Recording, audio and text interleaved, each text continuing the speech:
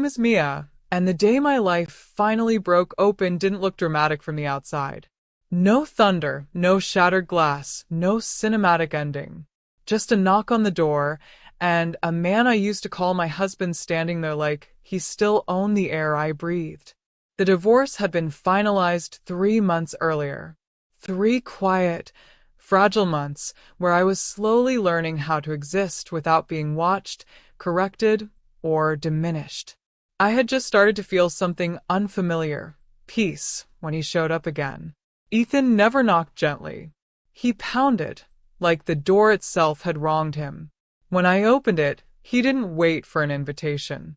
He leaned against the frame, eyes red, jaw tight, the sharp scent of alcohol cutting through the hallway. "You think this is over?" he said. I didn't step back. That alone felt like a victory. "It is," I answered. He laughed, but there was no humor in it. "You really believe that? After everything? After all those years, you just walk away and pretend you're someone new?" I kept my voice steady, even though my fingers were curling into my palm. "I'm not pretending. I'm finally being honest." That made his expression darken. "You," he scoffed. "Honest? That's rich. You've been lying your entire life." That was his favorite weapon, turning reality inside out until I doubted my own memories. He'd done it for decades, slowly, carefully, until I stopped trusting myself. But something had changed. "Leave," I said. He stepped closer instead. "What about your son?" he snapped. "You think he won't find out? You think he won't learn who you really are?" My chest tightened at the mention of Daniel. My son. The one person I had tried to protect, even when I didn't know how. "He's an adult," I said. "He makes his own choices." "Does he?" Ethan's voice dropped, quieter now, more dangerous. "Not when his mother hides the truth. Not when she pretends his real father never existed." That hit harder than I expected, because there was truth in it. Not the way he meant it, but truth all the same. "Don't," I said softly. "Oh, I will," he continued. "I'll tell him everything. Why you married me. Why you walked away from the other man. How you chose security over love." My throat went dry. For years, he had used that part of my past like a blade, pressing it exactly where it hurt most. And for years, I had let him. But not anymore. "Is that a threat?" I asked. He smiled, slow and cold. "It's a promise." Silence settled between us, thick and heavy. I could hear a door opening somewhere down the hall. Someone watching. That tiny awareness gave me strength. "You don't control me anymore," I said. "I never lost control," he replied instantly. "You're still the same, Mia. Weak. Afraid. You'll run back to what's safe. You always do." That word, safe. For so long, I had convinced myself that was enough. That stability was worth more than love. That fear was just part of being an adult.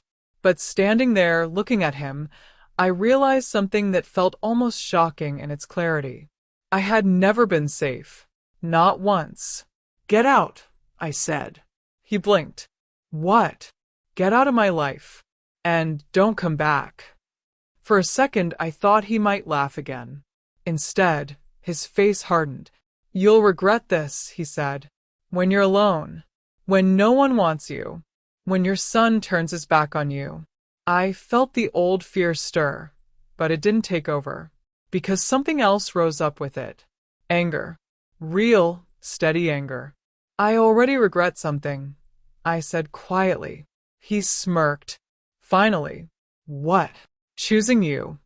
The words landed between us like a crack in glass. He stared at me, stunned. In all our years together, I had never said anything like that. I had never fought back. "You don't mean that," he muttered. "Ego." "You're just upset. I'm done." His hand twitched, like he wanted to grab me, to shake me back into the version of myself he understood. But he didn't. Maybe it was the neighbors still watching. Maybe it was the fact that something in my eyes had changed. Fine, he said. Go ahead. Try to start over. Try to find someone. You won't. I didn't answer, because deep inside, something unexpected had surfaced. A memory, not painful, not bitter, warm. A different voice, a different man. Someone who had looked at me like I mattered, not like I needed to be shaped or corrected. I hadn't let myself think about him in years. But now the memory was there, clear as ever. And for the first time, I didn't push it away. You're afraid, I said. Ethan frowned. Of what? Of being nothing without someone to control. His expression twisted with anger. You have no idea what you're talking about. Maybe not, I said. But I'm starting to figure it out. I stepped back and closed the door before he could respond. Locked it. Stood there with my back against it, breathing hard. Waiting. His footsteps lingered in the hallway for a moment, then faded. The silence that followed felt different. Not empty. Open. For years, silence had meant tension. Waiting for the next argument. The next criticism. The next shift in mood. But this silence belonged to me. I slid down to the floor and sat there, staring at nothing. My heart was still racing, but it wasn't just fear. It was something I hadn't felt in a very long time. Possibility. 3 days later, it hit me without warning. I woke up gasping for air. My chest felt tight, like something was crushing it from the inside. My hands trembled as I tried to sit up, convinced something was terribly wrong. I reached for my phone, ready to call for help. And then, just as suddenly, it stopped. The pressure eased. My breathing returned. I sat there, confused, shaken. It happened again later that morning, and again in the afternoon.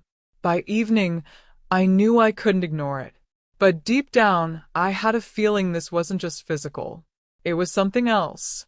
Something that had been buried for years, finally finding a way out. The next morning, I told myself I was fine, that what had happened the night before, and the strange episodes after, were just stress, just my body reacting to everything I had been through. But the truth was harder to ignore than I expected. By noon, I had another attack, stronger this time, catching me off guard while I was standing in my kitchen, staring at nothing, my coffee going cold in my hands.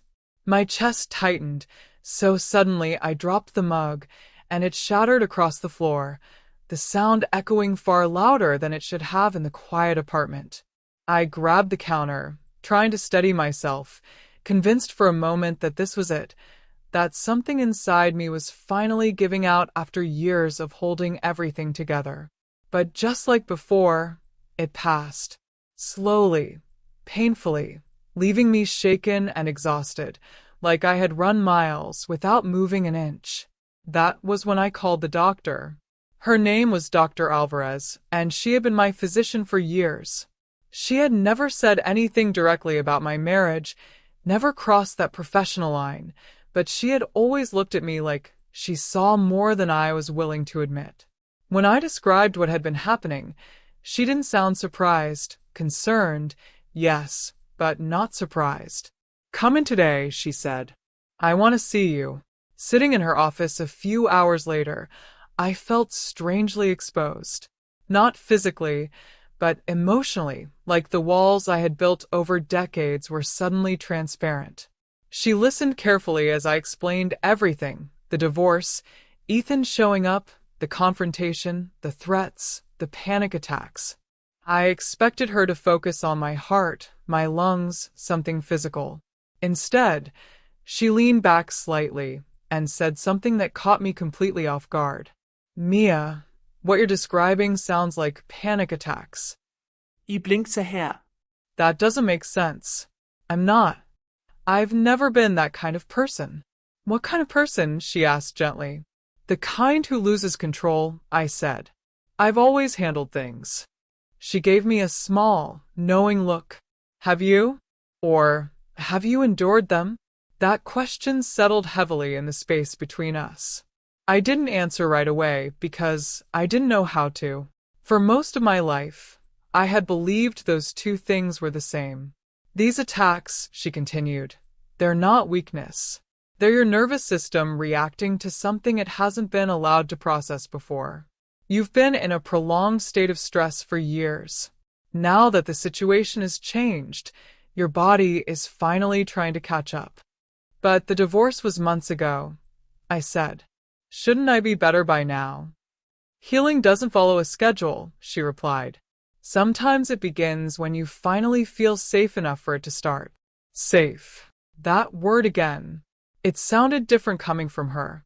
Not like a justification. Not like an excuse. But like something real. Something I had never actually experienced, even though I had spent years convincing myself I had. I stared down at my hands. I don't feel safe, I admitted. I feel lost. That's normal, she said. You've spent a long time shaping your life around someone else's expectations. Now you're being asked, by life, by yourself, to figure out who you are without that. Her words stirred something uncomfortable inside me. Not fear exactly. More like emptiness. I don't know who that is, I said quietly. She didn't rush to respond. She let the silence sit, like it mattered. Then maybe that's where you start, she said. Not with answers. With questions. I let out a small, humorless laugh. I wouldn't even know what to ask. She tilted her head slightly. When was the last time you made a decision just because you wanted to? The question seemed simple, but the more I thought about it, the more impossible it felt to answer. I searched my memory, recent years, then further back, then even further. Every choice I could recall had been shaped by something else. Avoiding conflict, keeping peace, meeting expectations, minimizing risk, not wanting, just adjusting. I don't know, I finally said. A long time ago. How long? She pressed gently. I hesitated. Then the number came to me, and it made my chest tighten again, not from panic this time, but from realization. Over 30 years, I whispered. She nodded slowly, as if that confirmed something she already understood. And before that, she asked. Before that. The words unlocked something I hadn't touched in years. A memory surfaced, clear and vivid, like it had been waiting just beneath the surface all along.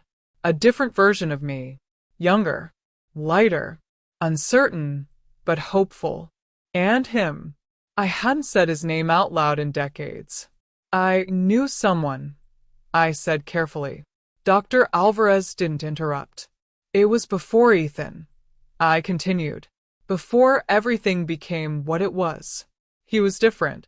He listened. He didn't try to change me.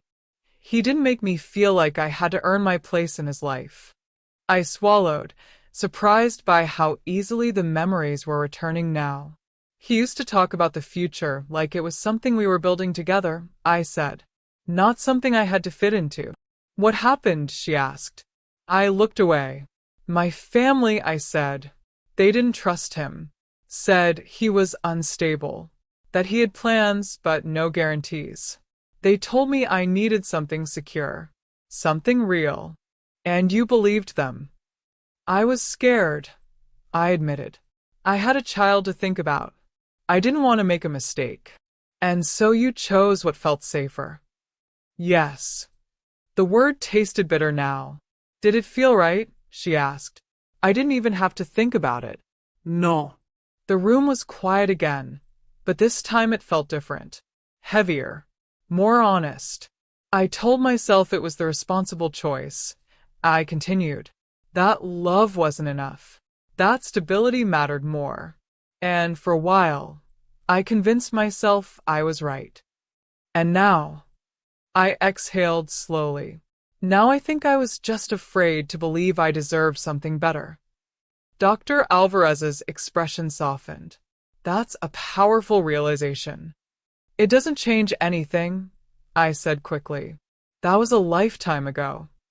Maybe, she said. Or maybe it's something that still matters more than you think. I didn't respond to that. I couldn't, because part of me already knew she was right. After the appointment, I sat in my car for a long time without starting the engine. The world outside moved normally, people walking, cars passing, life continuing as if nothing had shifted. But inside me something had. Not fully, not completely, but enough. That night, I did something I hadn't done in over 3 decades. I went into my closet. At the very top shelf, hidden behind boxes and old coats, there was something I had carried with me through every move, every stage of my life. A small worn box. I pulled it down carefully, my hands trembling slightly as I set it on the bed. For a moment, I just looked at it, unsure if I was ready. Then I opened it. Inside were pieces of a life I had tried to forget. Photographs, letters, small, insignificant objects that somehow held entire worlds within them. I picked up a photo first. 3 people. Me. Him. And my son, still small enough to be held, laughing at something just outside the frame. We looked happy. Not perfect. Not polished. Real. I traced the edge of the photo with my finger, my chest tightening again, but not from panic. From something deeper. Regret. And something else. Hope. For the first time in years, I allowed myself to ask a question I had avoided at all costs. What if I had been wrong? What if the life I walked away from wasn't something that was meant to be left behind? And more dangerously, what if it wasn't too late? That night, I didn't sleep. Not even for a minute. I lay in bed staring at the ceiling, the box still open beside me, its contents spilling pieces of my past into a present I could no longer ignore. Every time I closed my eyes, I saw his face, not exactly as it had been, but as my memory insisted on keeping it. Softer than reality, maybe, Kinder. but still him. Still the only person who had ever made me feel like I didn't need to shrink to be loved.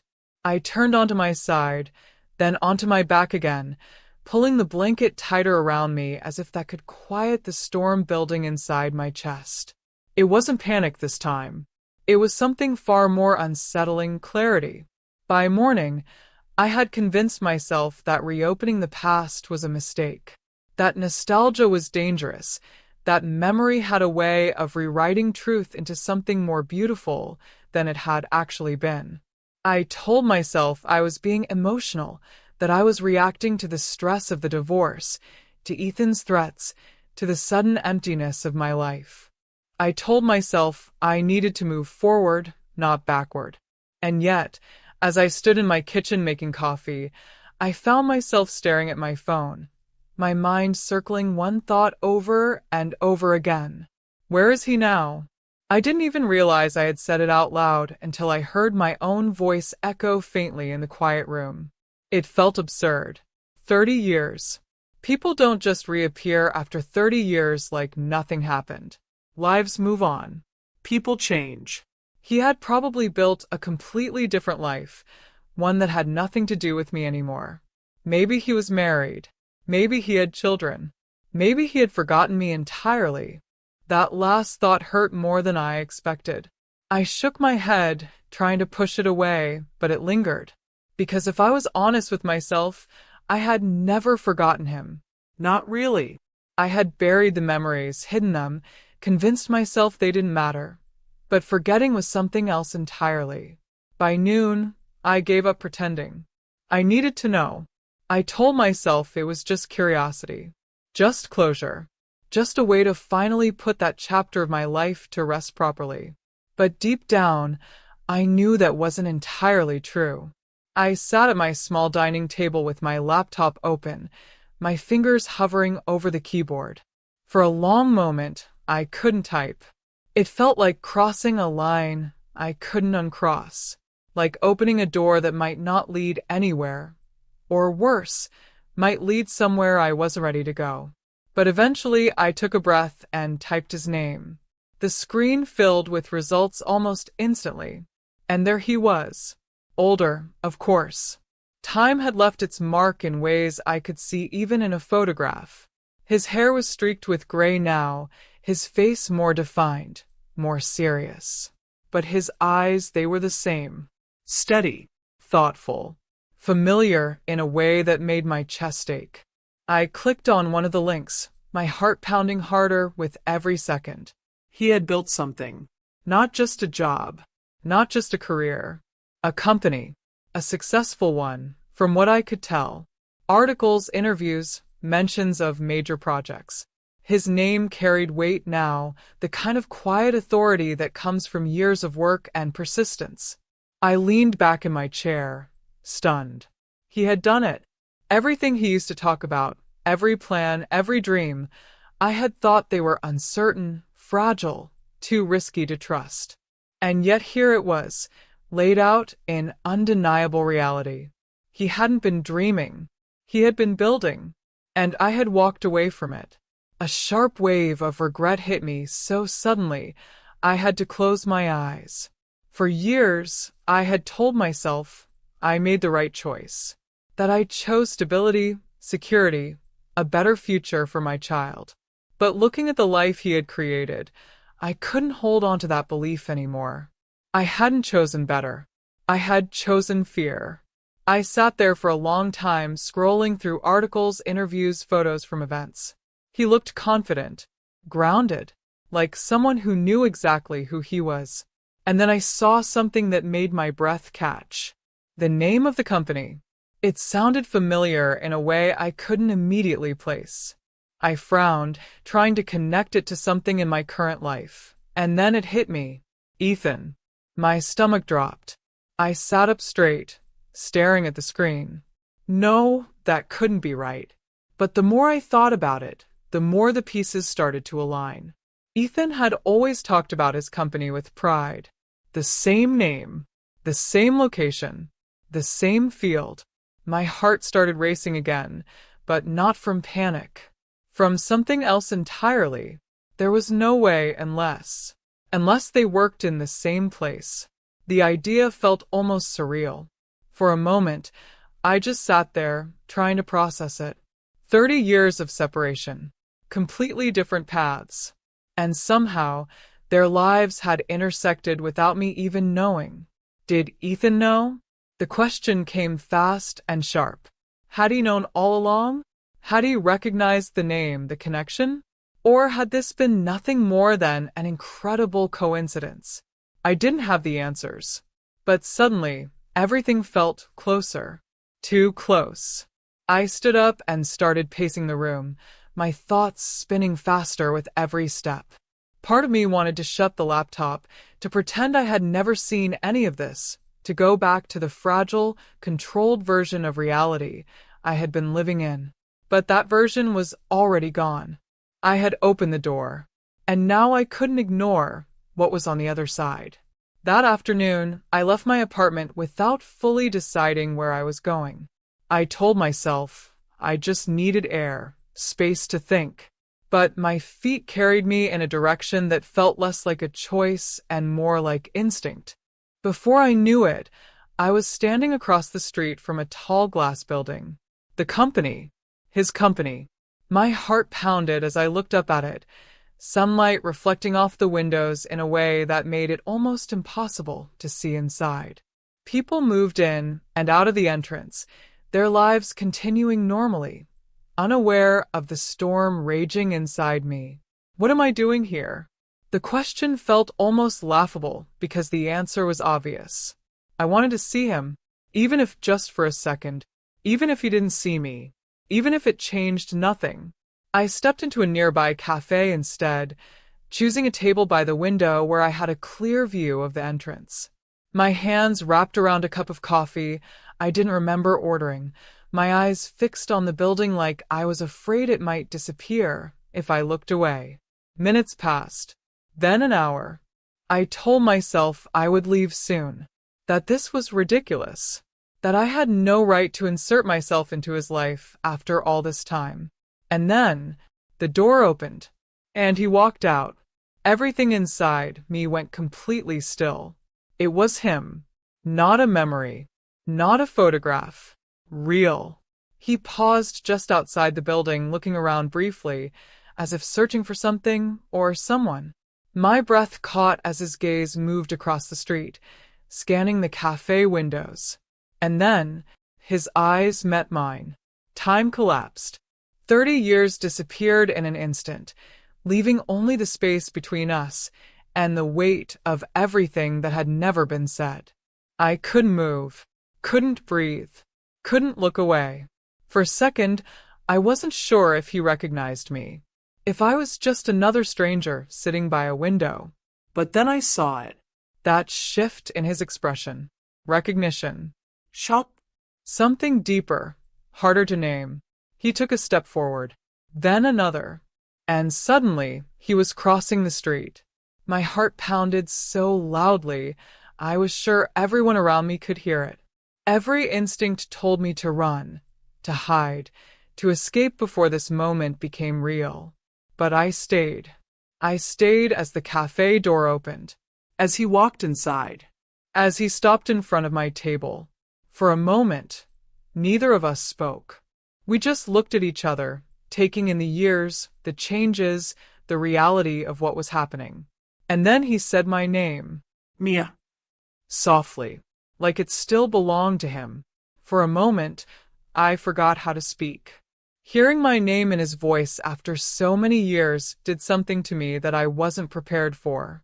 It wasn't just memory, it was recognition, like a part of me I had buried had suddenly been called back to life. I sat there frozen, my hands wrapped tightly around the coffee cup, afraid that if I moved even slightly, the moment would shatter and disappear. Mia, he said again, quieter this time, as if he wasn't entirely sure I was real either. I swallowed, forcing myself to breathe. Eat. It sounded small, inadequate. 30 years reduced to a single, fragile word. He let out a breath that almost sounded like a laugh, though there was no humor in it. More disbelief than anything else. I wasn't sure it was you, he admitted, but I hoped. His voice trailed off, and for a second we just stood there, suspended in something that felt far too big for the space we were in. People moved around us, cups clinked, quiet conversations continued, but none of it felt real. The only thing that existed was him, standing in front of me, and the weight of everything we had lost. Can I sit? He asked. I nodded quickly.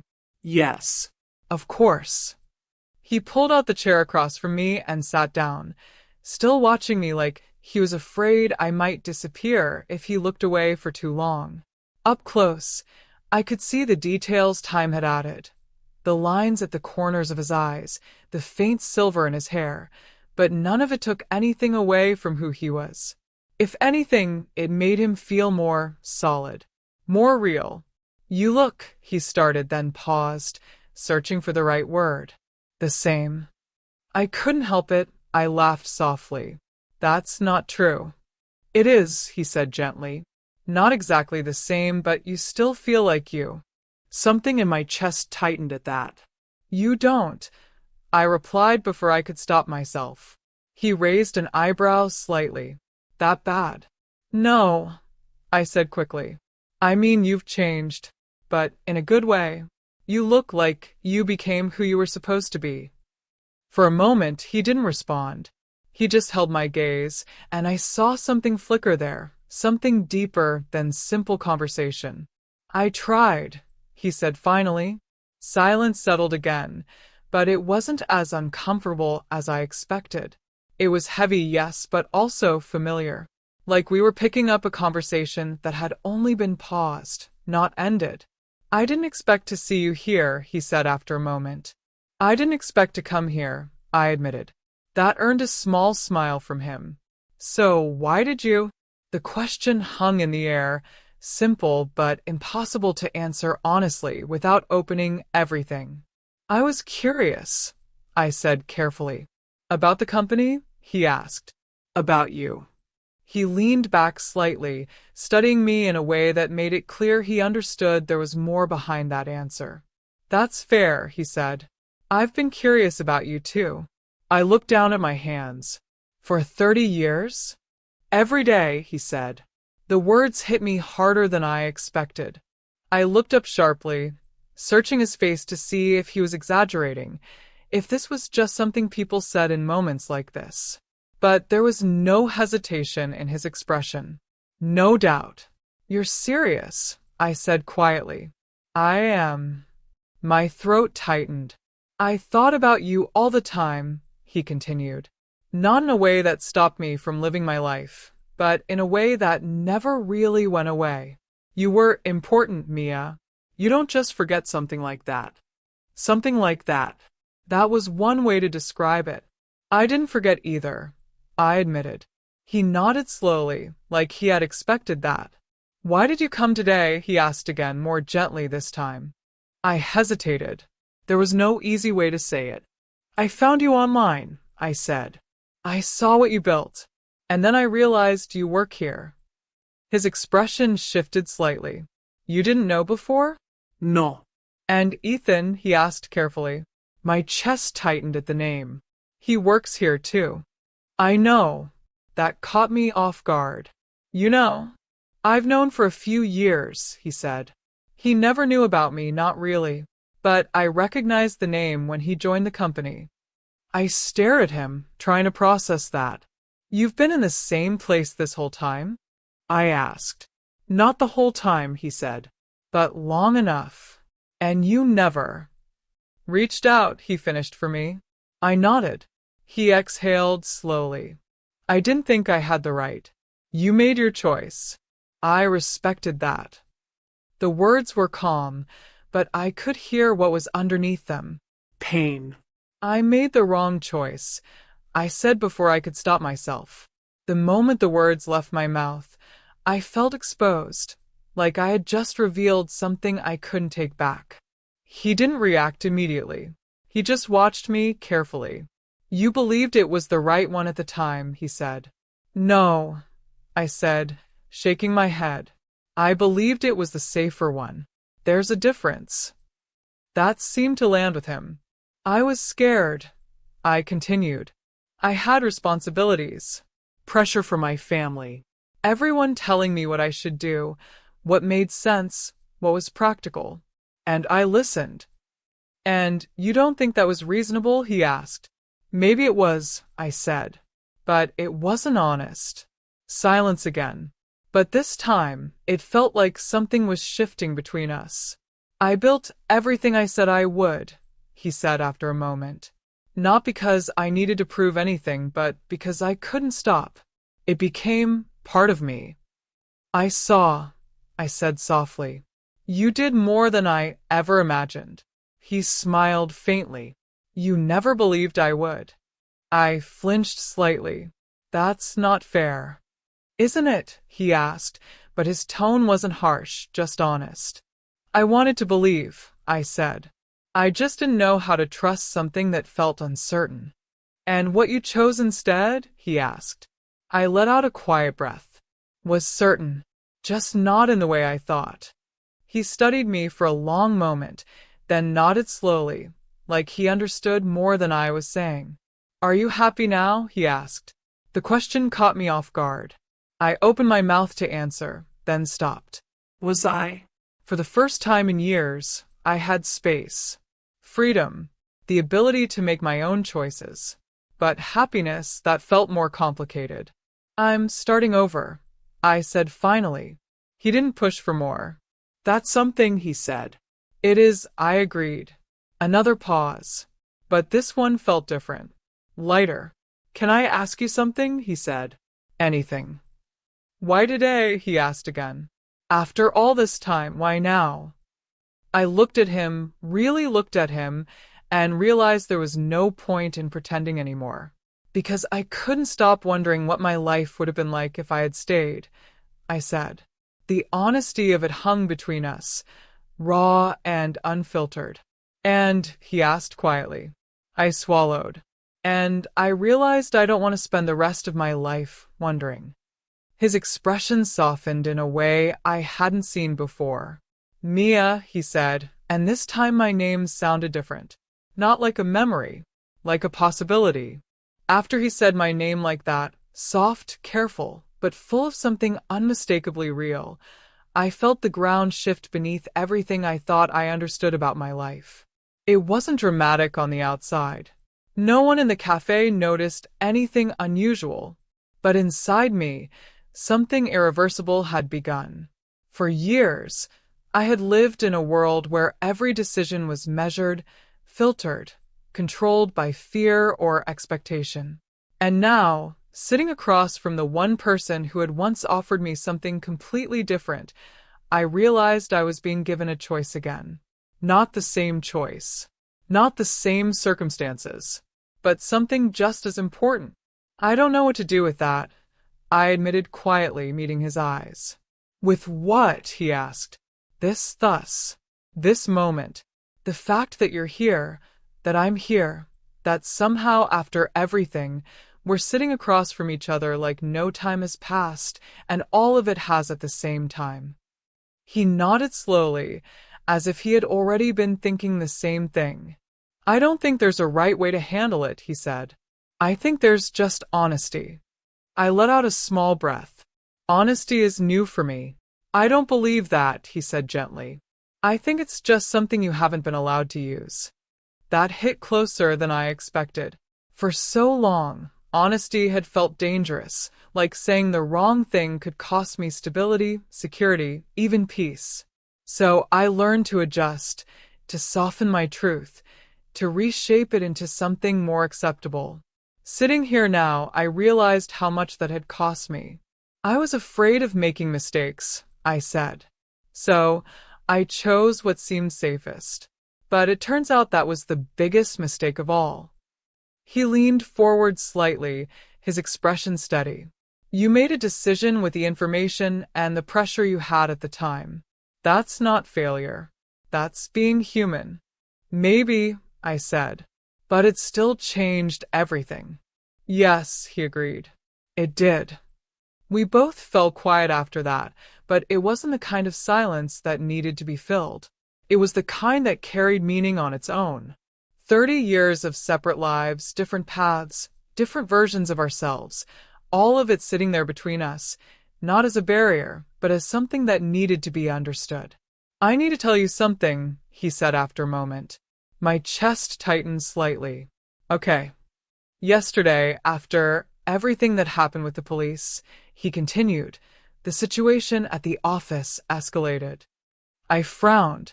With Ethan? He nodded. The incident didn't go unnoticed. It raised concerns, especially with upper management. What kind of concerns? I asked, though I had a feeling I already knew. Professional conduct, he said. Client relationships. Internal complaints. Things that had been building for a while. I stared at him, trying to process what he was saying. You mean this isn't just about me?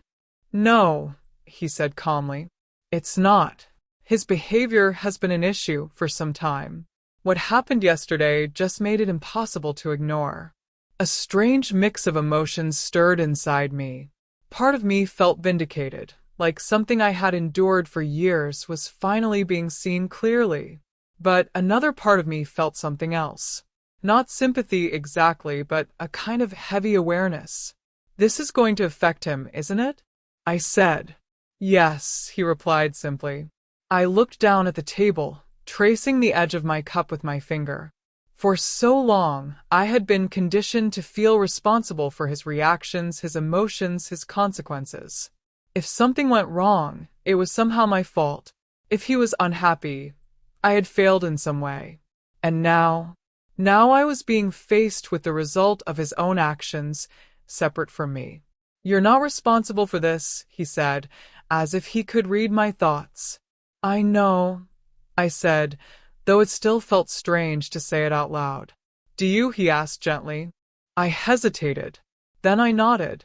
I'm learning. He gave a small, approving smile. That's enough. We sat there a little longer, talking about smaller things at first, safe things.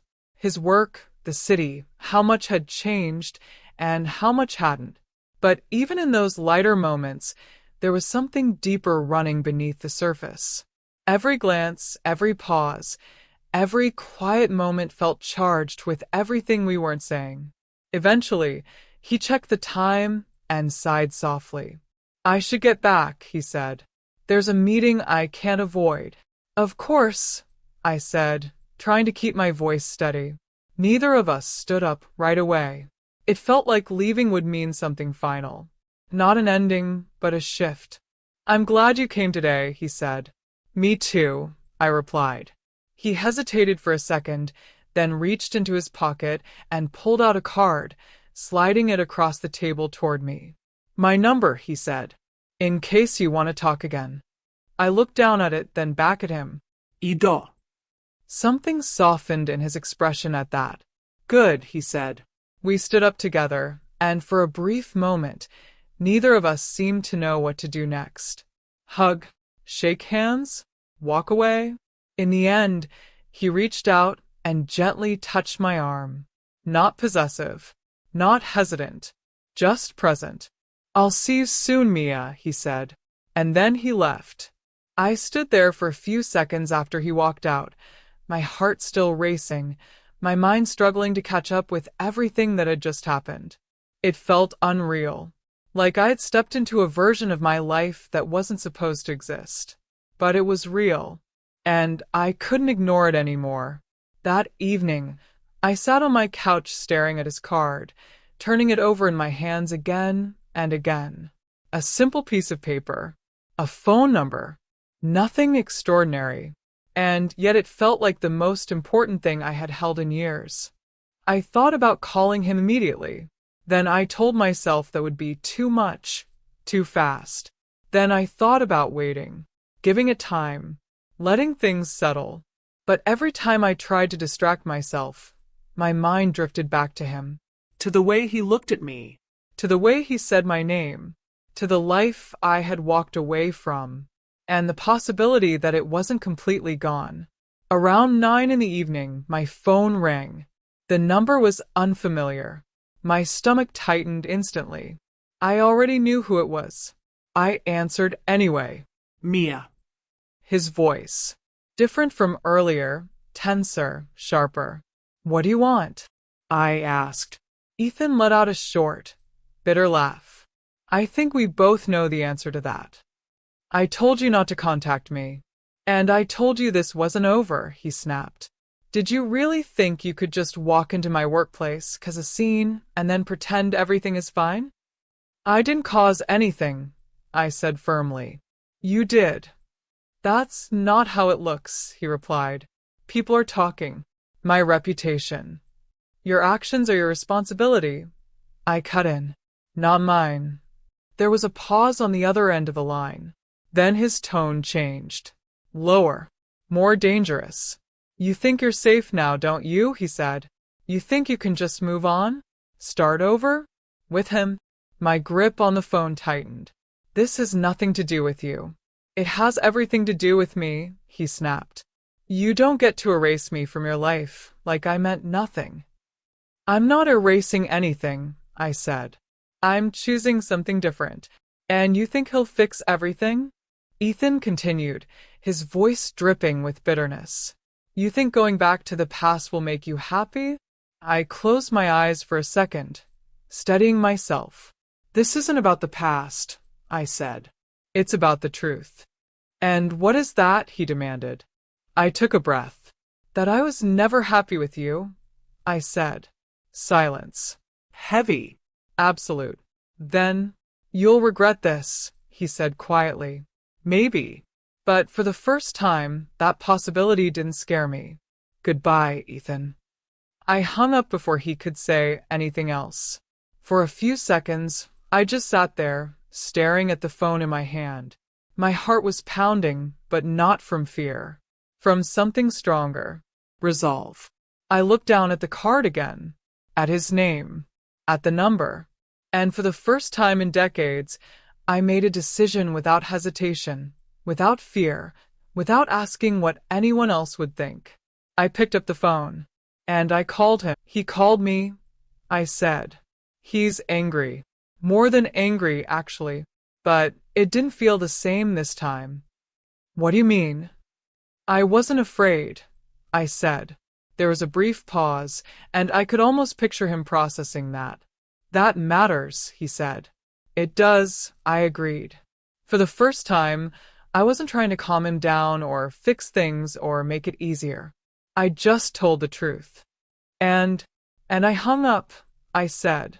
A quiet chuckle came through the line, not mocking, proud. That sounds like progress.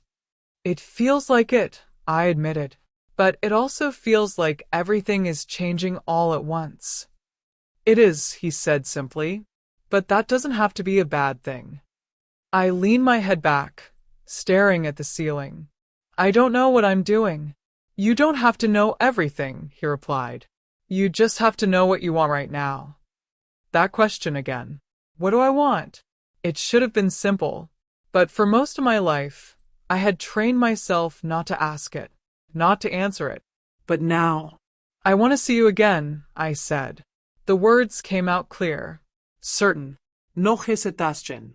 I was hoping you'd say that, he said, and I could hear the smile in his voice. When? I asked. How about tomorrow? He replied. No pressure. Just time. I exhaled slowly, feeling something inside me settle into place. Tomorrow sounds good. Good, he said again, softer this time. We stayed on the phone a little longer, not rushing to hang up, letting the conversation drift into smaller things. Where to meet, what time, simple details that somehow felt incredibly important. It wasn't about the logistics. It was about the fact that there was a next time at all. After we said goodbye, I sat there for a long moment, staring at nothing. Tomorrow. Such a simple word. But it carried something I hadn't allowed myself to feel in years. Anticipation. The next day felt unreal from the moment I woke up. I moved through my morning slowly, deliberately, aware of every small detail in a way I hadn't been in a long time. The way the light came through the window, the quiet hum of the city outside. Even the simple act of choosing what to wear felt different, not like a decision based on approval or expectation, but something entirely my own. I caught my reflection in the mirror before leaving and paused. I looked older, of course. Life had left its marks. But there was something else there too. Something lighter. Something that hadn't been there before. When I arrived, he was already waiting. Standing just outside the cafe, hands in his pockets, scanning the street the same way he had the day before. And when he saw me, his expression changed instantly. That same quiet recognition, that same warmth that made everything else fade into the background. You came, he said as I approached. I said I would, I replied. People change their minds, he said. I'm trying not to, I answered. That earned a small smile. We walked inside together, but this time it felt different. Less uncertain, less fragile. The weight of the first meeting had shifted into something steadier, something that felt like it had space to grow. We talked for hours. Not just about the past, though that was part of it. We talked about everything we had missed, our lives, our choices, the things that had shaped us into who we were now. There were moments of regret, yes. Moments where the what if felt almost overwhelming. But there was something else too. Understanding, acceptance, and something that felt dangerously close to hope. I don't want to pretend those years didn't happen, I said at one point. They mattered. They changed me. I wouldn't want you to pretend, he said. That's part of who you are. But I also don't want them to define what happens next, I added. He nodded slowly. Then don't let them. It sounded simple when he said it, but maybe it could be. Later, as we walked outside, the air cooler now, the sun starting to dip lower in the sky, he stopped for a moment and looked at me in a way that made my heart skip. Mia, he said. Yes, I'm not the same person I was back then. I know, I said. And neither are you, he continued. I hope not, I replied softly. But some things, he paused, choosing his words carefully. Some things don't change. I felt my breath catch slightly. No, I said. They don't.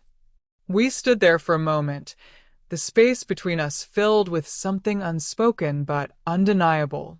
Are you sure about this? He asked finally. About us. It wasn't doubt in his voice. It was care. I looked at him, really looked at him, and for the first time in my life, I didn't think about what I should say. I thought about what was true. I'm sure I don't want to walk away again, I said. That was enough. He stepped closer, slowly, giving me time to pull back if I needed to. I didn't. When he took my hand, it felt both new and completely familiar at the same time. Not like reclaiming the past, like starting something real. Months later, I would look back at that moment and realize it wasn't just the beginning of a relationship. It was the beginning of my life as someone who finally chose herself. Ethan tried to reach out a few more times after that, but it didn't last. Without control, without influence, without the version of me that had once responded to his pressure, he had nothing to hold on to. His world shrank in ways I couldn't control, and for the first time, I understood that it wasn't my responsibility to fix that.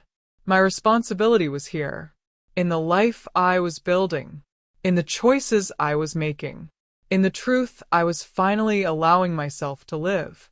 And as I stood there, months later, in a space that felt like mine, with a future that no longer felt like something to fear, I understood something that had taken me decades to learn. The greatest change wasn't finding him again. It was finding myself. And this time, I wasn't going to lose that again. My name is Mia, and the day